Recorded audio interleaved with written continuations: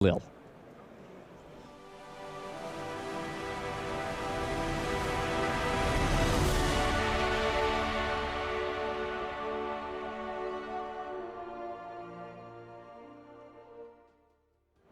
Welcome, ladies and gentlemen, to the feature match area here at GP Lille for the very last time in this standard tournament. My name's Riley Knight, and I'll be with you here calling the final with my good friend and colleague, the Pro Tour champion, Dr. Simon Gertzen. Simon, good evening. It's great to have you along tonight. Good evening. Same.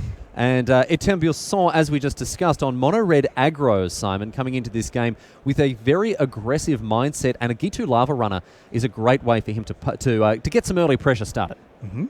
Not very good against Merfolk Trickster, though. Let's see if Nassif has the card you've just mentioned. I think it's the first one in his hand. He's itching to cast it here. Nassif has impressed us all, as you might expect. Oh, hello, Buisson. He's having to think about the attack. Is he going to go for it here? He'll be well aware of the Trickster. But Nassif has run the tables with this list, Simon, and impressed many people with his judicious and very painstakingly careful play. And here he's just going to take it. Mm-hmm. Maybe wants to see Buisson tap out for a creature, so that his Merfolk Trickster has a higher impact. There's also this line, depending on your hand, if you don't have a lot of creatures, to not expose it to a burn spell at all, but instead to wait and see how things develop. Nassif playing with his characteristically methodical pace here. Does deploy the Merfolk Trickster, but immediately eats a shock here from Buisson. He's not looking for any trickery of any kind. And for 3 mana, this is the turn that Tempest Djinn can come down, but I don't think Nassif has it. No, he has another Trickster.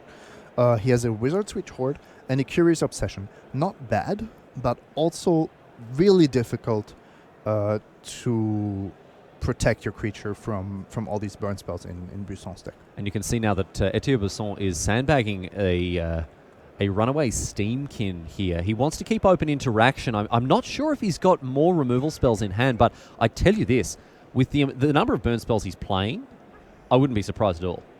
I'm very sure that he's holding a Wizard's Lightning, and Gitu Lava Runner is a wizard, so he actually has a 1-mana Lightning Bolt available to him.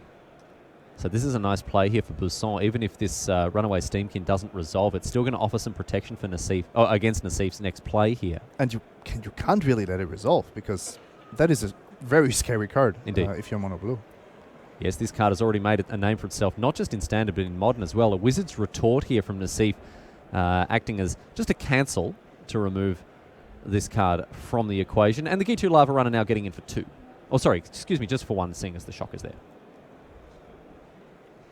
Nassif, with another counterspell in hand, ships the turn. He is playing the role of a control player right now, but I don't think it suits him too well. His main deck isn't configured to play a heavy control game, Simon. Yeah, but these are the games that you also have to win with mono blue. It's not just the ones where you get to drop a 1-drop and suit it up and it survives, or where you have multiple Tempest Djinns to bail you out. So Nassif now. Wizard's Retort in hand. Curious Obsession. Another Merfolk Trickster for the Frenchman as well. We could see Trickster into Retort here as a nice way to utilize the mana. But Nassif actually doesn't have a good follow-up. You don't want to be casting Curious Obsession into Shock and Wizard's Lightning mana. And it's actually, you can see what a delicate dance this game is, with all the decisions that are going on. So here is Merfolk Trickster. Buisson's going to have a quick read of the card. Flash 2/2 that removes all abilities and taps a creature when it comes into play. It's actually kind of cool that when you are threatening to block a Gitu Lava Runner with Merfolk Trickster, then it'll lose the power boost. Nassif getting value, however, able to counter that runaway Steamkin while also stripping the Wizard's Lightning from Buisson's hand. So straight 1-for-1 trades here, but all the while this Gitu Lava Runner is chipping in for damage. Well, not that turn, I suppose, but it's still to threaten the board. Yeah, it's not that big of a deal, but the main issue is that Nassif hasn't drawn anything off target. He needs to find Opt, Chart a Course, or immediately the Tempest Djinn to get turn this game around. Viashino Pyromancer, the next play from Buisson. Let's see what Nassif has to say about it. Take 2 is what he has to say about it. Nassif is on empty. Nassif is on a land and Curious Obsession. Rough. And now a Goblin Chain Whirler here to turn the screws even further on the French Hall of Famer. And Buisson is well and truly off to the races. Spell Pierce off the top. That is going to do stone cold nothing for Nassif right now. Buisson on 5 lands. At this stage, Buisson actually has 7 points of power. It's a 2-turn clock. This clock management is the most important thing in the matchups against Mono Blue. And Nassif needed to draw a Tempest Chain here.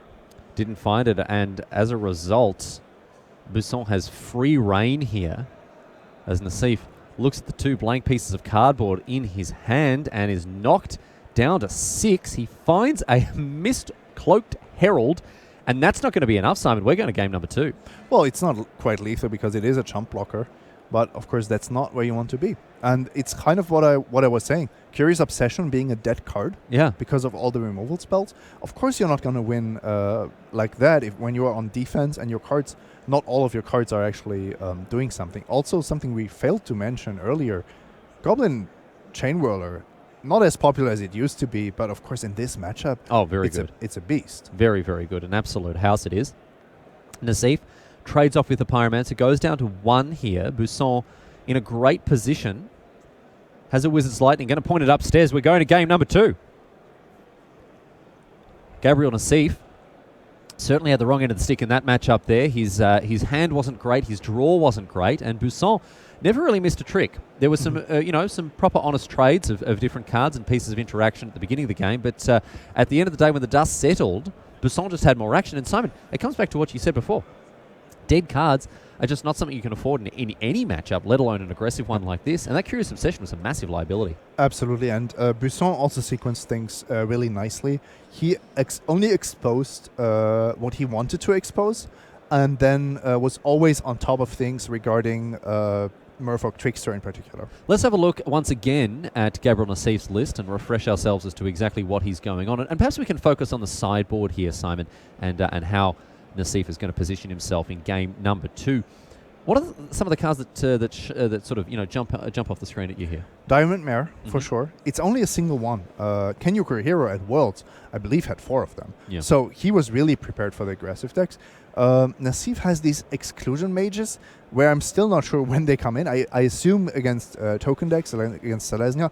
I'm not sure if he wants them against Mono Red, because most of these creatures have come into play abilities or haste, or other problems attached to them.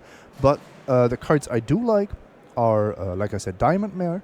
I think you want Entrancing Melody in creature matchups, Essence Scatter, and Sleep is also an option. It would be the second copy. Not that you absolutely need it, but especially in these racing situations, it can be absolutely backbreaking. Now, Nassif is playing with fire in the sense that he's looking to put an aura onto a fragile creature in the face of 12 or more burn spells from his opponent. Is that something that he may cut down on? Do the Curious Obsessions come out? No. They're just too good, right? Yeah, I think your deck would be significantly weaker, and also you would be cutting one of your main ways to victory. It's still good to put it on a creature. If it has 1 toughness, at least it will survive the Chain Whirler. Yeah. If it has 2 toughness, at least it will survive Shock.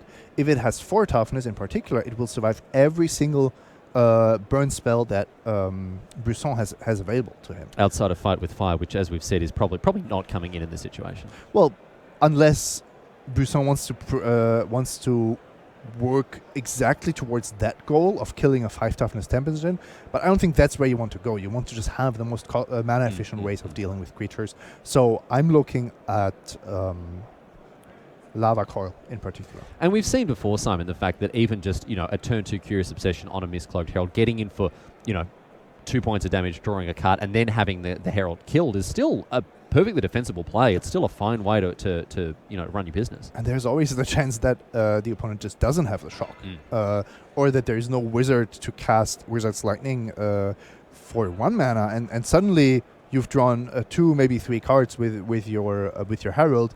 You found a Dive Down or a Spell Pierce, and you're in business. That's when things really start to fall apart for the opponent. And of course, let's have another look now at this mono red list. Very pleasing that we've got 2 mono-coloured decks after a weekend full of Golgari and Jeskai and Selesnya and all sorts of stuff like that. But Etienne Busson's list will be familiar to those of you who have been keeping an eye on Standard, even if you haven't seen it enormously represented this weekend at the GP.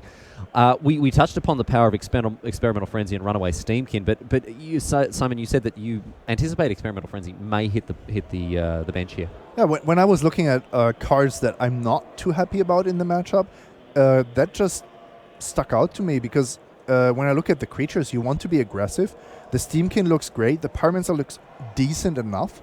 I love the Chain Roller and the Firebrand because I think pinging or combining one of your burn spells with a ping effect is a really good way to victory. And I definitely don't want to cut my super efficient burn spells because those will stop Gabe from enacting his game plan, but also threaten lethal if you've dealt enough damage. Yeah, I don't think Busson's looking to go big in this matchup, and I think I really commend the post-board plan of Treasure Map and Fight with Fire and Bane Fire there because it will take people off guard. I don't know if it's a one-trick pony. I don't know if this is going to be sort of adopted as standard technology moving forward, but if you take out all the the tiny little anemic beaters, the one drops and what have you. And all of a sudden bringing in massive burn spells that can take down an opponent from, a hugely high life total. I don't know, man. I think it's a decent spot to be in, just to wrong foot and bamboozle your opponent a little bit. I expect the 3 Lava Calls to come in and maybe 1 Fight with Fire. And even that I find questionable already. I don't think Banefire makes it. And Fire Cannonade, for me, is just too symmetric of an effect. You are killing a lot of your own creatures, and you're not even killing a lot of the creatures in the mono blue deck because they have more than 2 toughness or are pirates. Well, that's the way that we expect things to pan out. We can check back in with our players now who are still in the midst of their sideboarding. You can see that both of them are consulting deck lists as well.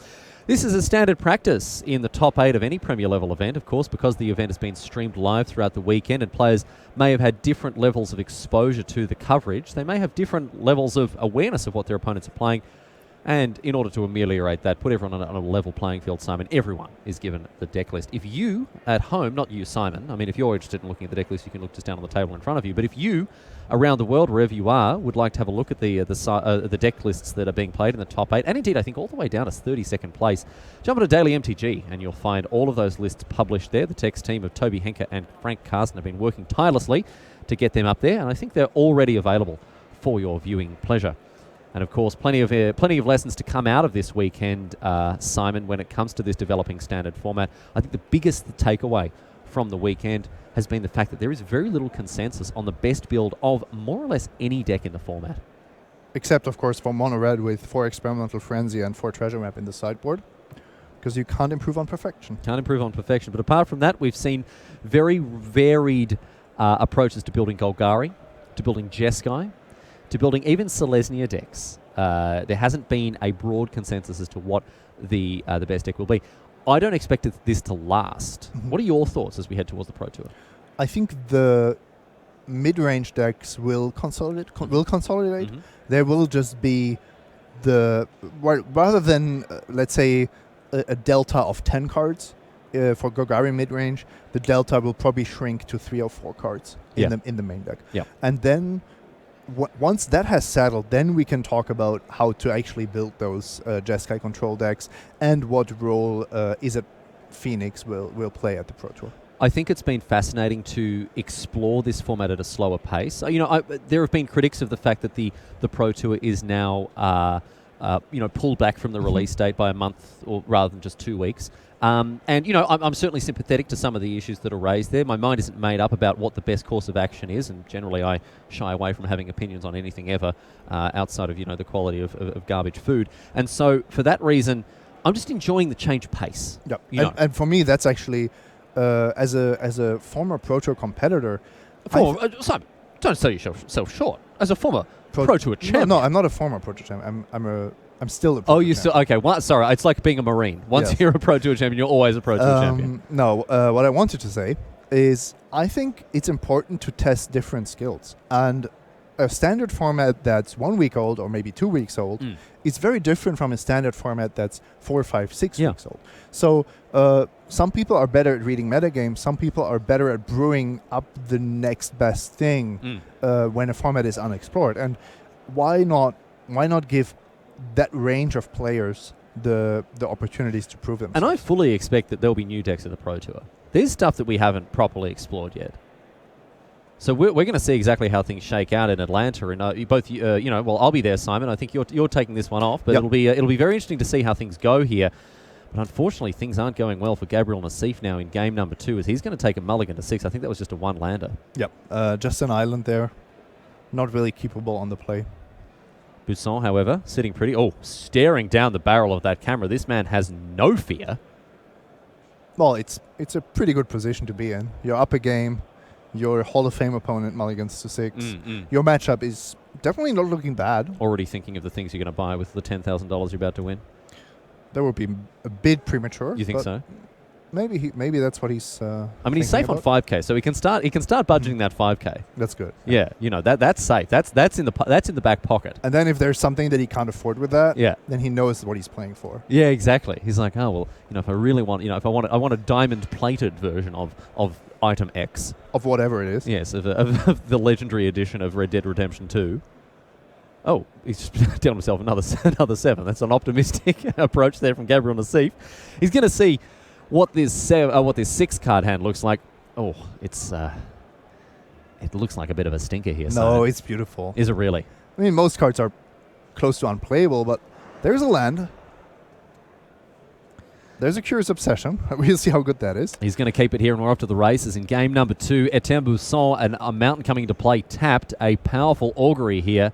Oh, Fanatical Firebrand coming to play tapped as well. Nassif has to draw a land here, and then he gets Diamond Mare, he gets Merfolk Trickster. He gets land. That's how you do it. That's how you do it. Hall of Famer. And that's the reason why. The main reason. You got to risk it to get the biscuit, and Gabriel Nassif will be chomping on a cookie before very much longer, you would think here, because since the Scry rule, I have been keeping one-landers on 6 a lot. Yeah, I think it's just correct very often. Hashtag never mulligan. Actually, well, you've already mulliganed once, and that's definitely enough. I was talking to Arne Huschenbeet, of course. Mm-hmm. Oh, did you? In my break. I met him in the bathroom. Like, it wasn't intentional, but when we were both there, of course the conversation went towards his painful loss. Yes. No, I think I would have kept his 6-card hand. Yes, with the mountain. You should probably head back if you missed it. Head back and watch the quarters there, as we see Diamond Mare eating a lightning strike here. Because Arne Huschenbeet had a very, very tricky decision to make while he was playing against Javier Dominguez, and unfortunately got the wrong end of the stick. But a lot of interesting discussion points to emerge from that match. I mean, he was heartbroken. He was close to shaking, I would say. He was not in a great mood. But he did ask me what he thought of, if we covered the match, what I thought. So I felt reasonably good about answering truthfully. All right. And he actually just missed the fact that he could have disdainful struck his own spell. Didn't even say it. That's unfortunate. There you go. Arne. Back to Busson now. After this Fanatical Firebrand gets in. Nassif down to 17. His Diamond Mare, of course, 8 a lightning strike, enabling an attack from Little Monkey Fellow last. Oh, it's a goblin, isn't it? It's a goblin pirate. It's a little goblin, yeah. The goblins of Ixalan really do. They look very simian. Mm-hmm. They look very chimpoid. And he's a Viashino Pyromancer as well now. Nassif does have the option to, well, not do very much apart from take 2, I think. He's going to flash into Merfolk Trickster and a Gitu Lava Runner as well, curving out now for Busson. And Busson is being very clear here, asking Nassif if these creatures resolve. But honestly, with Nassif on 2 mana, it was relatively unlikely that he would spend an Essence Scatter on either of those, because they're not the scariest cards. It's just that Nassif is now falling behind. Yes, once again, he's got a hand that is not threatening to do a lot in this situation. He's got an Exclusion Mage, but a Spell Pierce. So this is the thing. You can just suit up the Trickster and get in. Okay. You're not winning the race, not by a long shot, but you are doing something proactive. And you're doing something that demands an answer, right? Yeah. And you are kind of baiting your opponent into playing something into your spot piece. Yeah, man. Yeah, you can't. Actually, that's a very good point. You can't, Etienne Busson cannot allow a 3-3 Ophidian to just rule the roost with impunity here. I mean, he can decide to ignore it, but it's not a good feeling. It's not. It puts the difficulty of how to proceed in Busson's court, and that's what I like about the play. If you exclusion mage, then Busson can just do the math and see that those creatures are 2/2s and his creatures are looking kind of good. Maybe he has a shock, and everything is kind of going his way. And I don't like that because I think Nassif has to risk a bit more here. Well, Nassif, let's see if he wants to head down to the suit maker and buy himself a pair of pants to whack on to this Merfolk Trickster here. Merfolk Trickster, of course, not the main target for Curious Obsession. No. It was the problem in game 1 where he couldn't even cast it, and in this game, it's still he would much rather have a Tempest Gin, but you have to work with what you got. Looks like Nassif is just going to get busy without the Curious Obsession, and what I foresee in my future, I'm waving my hands over my figurative crystal ball. We're going to see a Charter Course leaving that Spell Pierce up, Simon. So draw 2, and he's found a Gin here, but no 4th land.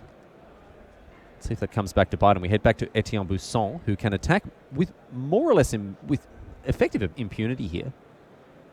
I like how Nassif valued getting back towards card parity with that Charter Course. Yeah, I would have played Curious Obsession there. Okay. If you're tapping your creature, so basically you're moving into a race because you're actually intentionally moving into a race that you're not going to win. And then I want to at least get the maximum out of my attack step. A Fanatical Firebrand, I think, is going to finish off this Merfolk Trickster after the Gerblin comes down. And that makes the Firebrand so good in this matchup. Yeah, it really does. Finishing off the X2s here, and another Merfolk Trickster off the top. This one's getting away from Gabriel Nassif. I mean, Tempest Gin is going to be something to staunch the flow here. But is it going to be enough? That's super risky, right? You're basically gambling or banking on the fact that Busson doesn't have a single removal spell. You're effectively going down to the egg repository and inserting your basket and just turning on that tap. What's the egg repository? It's where eggs are kept. And then you can just buy them? You just put them all in one basket. You just put some coins in and they just drop out? Yeah. It's a risky proposition. It's like for milk, but with eggs. With eggs, raw eggs. Yeah. Sometimes it can get very messy, especially if your basket, isn't properly insulated. That's probably one of these startups these days. Busson getting in with his 3/3, and a Merfolk Trickster. Oh no, sorry. Tapping. It's being tapped down by the Merfolk Trickster, of course. And Busson deciding whether he wants to get busy without the 3/3. Looks like he is going to here. Of course, the Gitu Lava Runner is still just a 1/2 without a second instant or sorcery in the bin. And what does Nassif do here? I like blocking. Snap trade. You can't take too much damage here. And the pain doesn't stop, unfortunately. Rekindling Phoenix is a nice one for Busson here. That's going to be very difficult for Nassif to properly answer.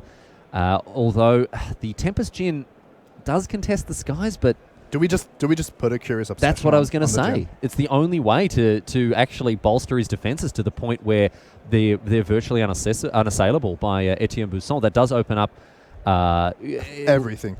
Essentially, you would just be conceding the game, I think. Okay. The Phoenix has a free attack, right? Yeah. So if you just block it, the Phoenix will come back next turn, and you're losing your Djinn to Goblin Chain Roller or a slight gust of wind. Anything that deals anything at all. Point. Yes. Yeah. A tap on the shoulder will then kill the Tempest Gin. Actually, a gust of wind would make it stronger, but I suppose so. Let's not go into details. Let's not split hairs. So Busson once again, you can see. Oh, look! Can I say this? He has all the makings of a professional Magic player here. This fellow, because we saw Javier Dominguez clutching his temples in a way that was very reminiscent of John Finkel, the greatest of all time. And look at that, Busson, a study in mastery. I believe he just watched the world's coverage. And just realised that's how you get it done. Nassif has a different temple grasping device in his hat. And is going to line up a block against the Gitu Lava Runner here. But across come the Clowns, down to 4 now for Gabriel Nassif. The pressure's on. Lightning Strike U is the final card going to be something that's putting him out of business? No, it is not, says Nassif. That He's might a spell have been. pierce. I mean, Busson is super far ahead, but that might have been a bit premature. If you just sit on a lightning strike, how is Nassif ever winning this game? How can he ever tap out? Yeah. I think Busson just sniffed some blood in the water there and took the shark bait. Ooh-ah. Well, you miss all the shots that you don't take, so you got a lightning strike. The Gretzky philosophy. Can Nassif make a comeback though? That's entirely different story. Curious Obsession in hand here for the French Hall of Famer. Yeah, but Exclusion Mage. you're not attacking. You're not attacking on this board, but you could exclusion mage the Phoenix. Just take the pressure down a little bit. Well, then you have 2 blockers. That's fine. Mm-hmm. Actually, still not great. Blocking the 3/3 first strike makes it this Firebrand. This Fanatical Firebrand Fanatical Firebrand MVP. Such a pain.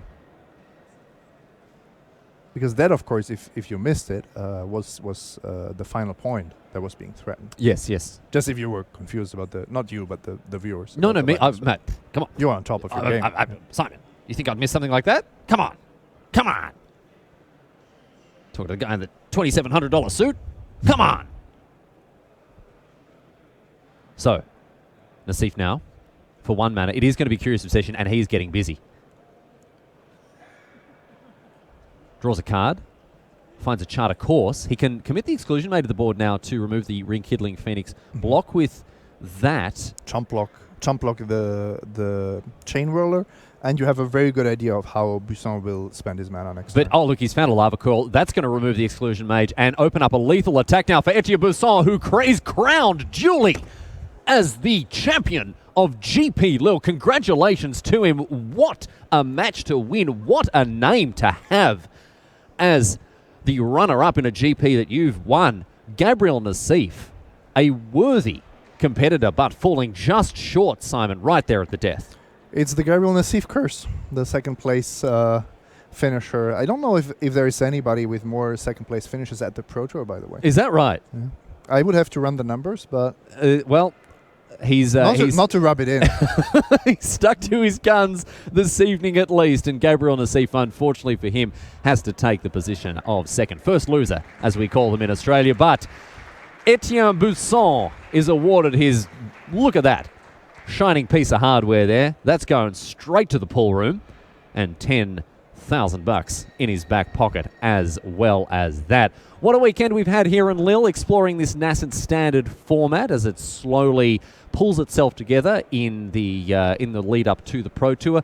Simon, as we prepare for the winner's interview here before you make your departure, what are some of the lasting lessons that our viewers can take away from this weekend?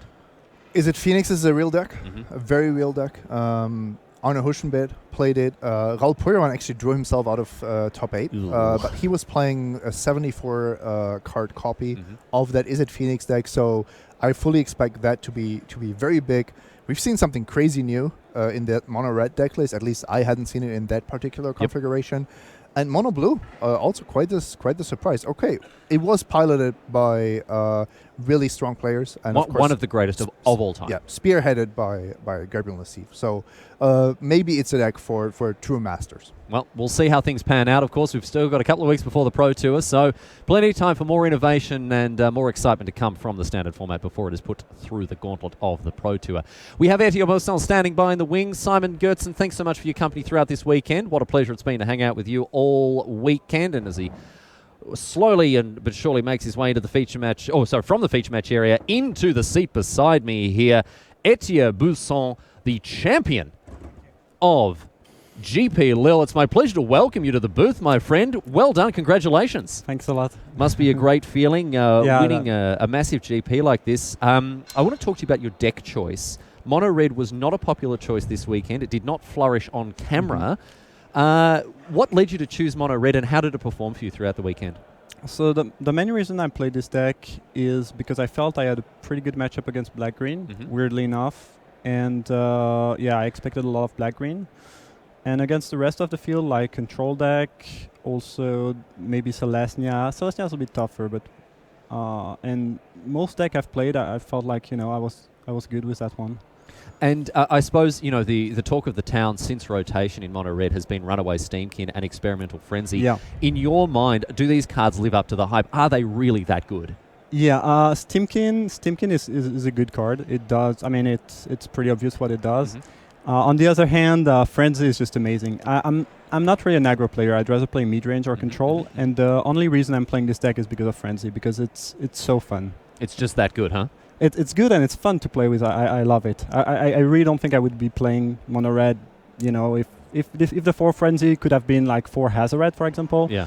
Maybe that makes the deck better or worse, I don't know, but I would be a lot less interested in playing that. It makes it less appealing to you because it's just not as much fun. Yeah, Frenzy is just amazing. Oh, and it's really fantastic. good. It's really good too. Like I think it was in the semifinals, like I played almost all my deck. There were 11 cards left. I Yeah. was playing, 5-6 spells a turn. Yeah. It was just...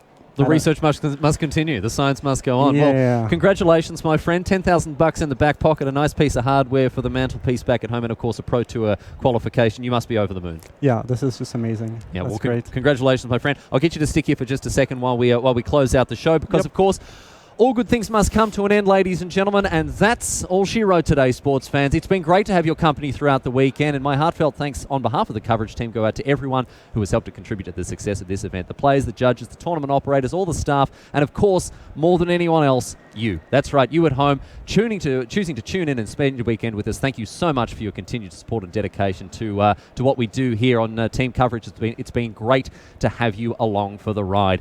But that is that, ladies and gentlemen. Before we sign out, of course, please do remember that we're all winners for having taken part. It's just that some of us win a little bit more than others. My name's Riley Knight. I'm signing off on behalf of the EU coverage team. We will see you next week in Atlanta, but until then, good night.